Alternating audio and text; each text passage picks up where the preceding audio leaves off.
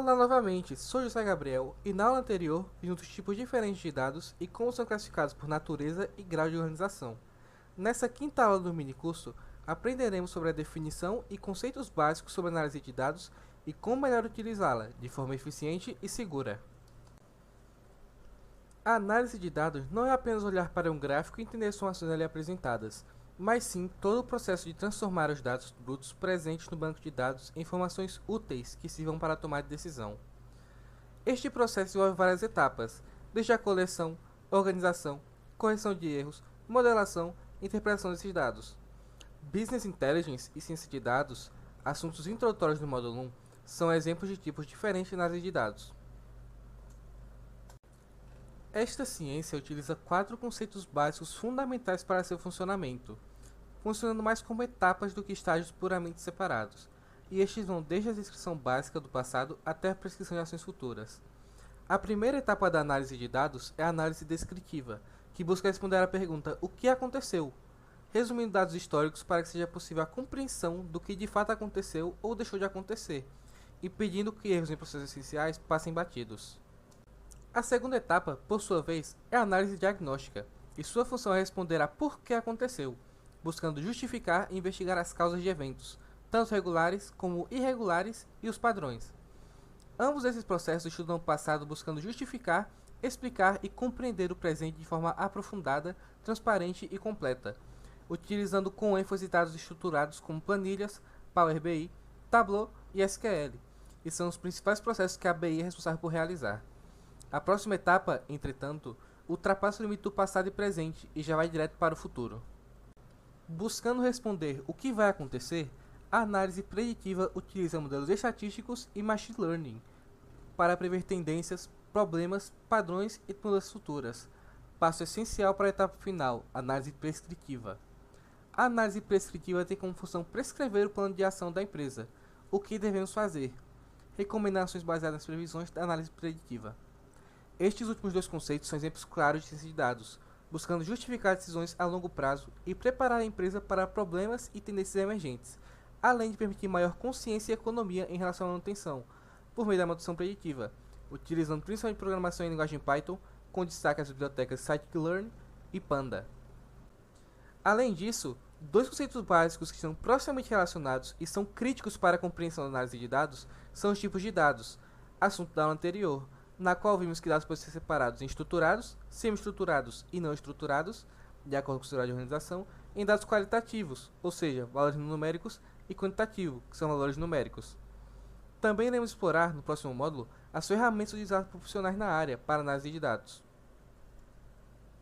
Entretanto, de nada adianta ter uma infraestrutura perfeita com capacidade mais que ideal de gerir os dados, se você não souber coletar esses dados. Por isso, é crítico que todo bom analista de dados saiba precisamente o que precisa coletar, e como formular as perguntas que vão gerar o resultado necessário. Afinal, antes da coleta do dado em si, é necessário fazer a pergunta que induz o dado. Para a boa formulação de perguntas para a obtenção de dados, segue-se 4 conceitos básicos. O primeiro destes conceitos é a definição da área de interesse. É crítico que você, de forma clara e precisa, defina claramente o escopo de sua pesquisa e sobre o que você está falando. Se você chegar e perguntar a opinião de alguém sobre IA e o ensino, isso é um assunto extremamente amplo, onde você terá diversas respostas diferentes que podem ou não responder à pergunta que você busca.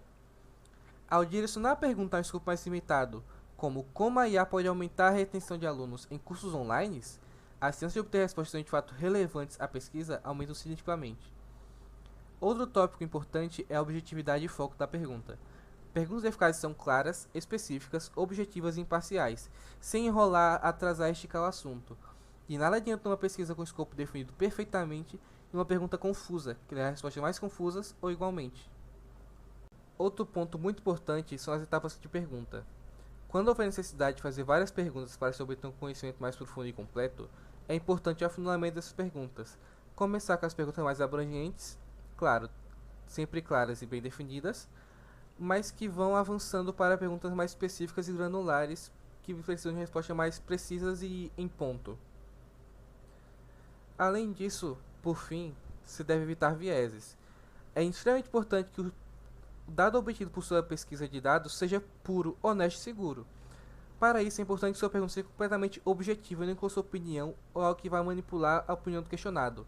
É muito importante tomar cuidado para não acabar formulando uma pergunta que leve apenas a resposta que queremos ouvir e não condiga com a realidade. Por fim, aprenderemos sobre como o sistema compreende os dados, identificando padrões.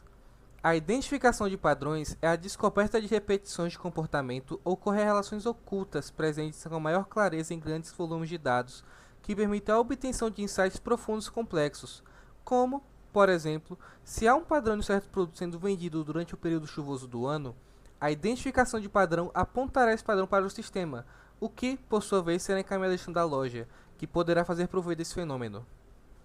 Além disso, a identificação de padrões é excelente para previsões, como a do comportamento de clientes citado anteriormente, de horários de pico ou detecção de fraudes.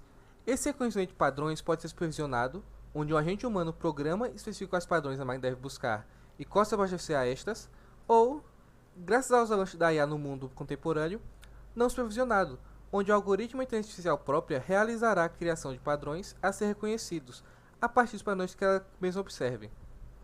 Existem diversas técnicas que permitem a identificação e apresentação desses padrões, como o uso de estatística descritiva, gráficos de dispersão, histogramas e o machine learning. Por exemplo, uma plataforma de streaming analisa o histórico de visualização, que é o dado bruto, para identificar em que horário do dia um certo gênero de vídeo é assistido, o que corresponde ao padrão, e passa a sugerir mais esse tipo de vídeo durante esse momento do dia, o que seria a ação justificada pela identificação de padrão criada a partir do dado bruto. Com esse exemplo, chegamos ao fim da aula, durante a qual você aprendeu que a análise de dados na verdade engloba todo o processo de transformação e coleta do dado.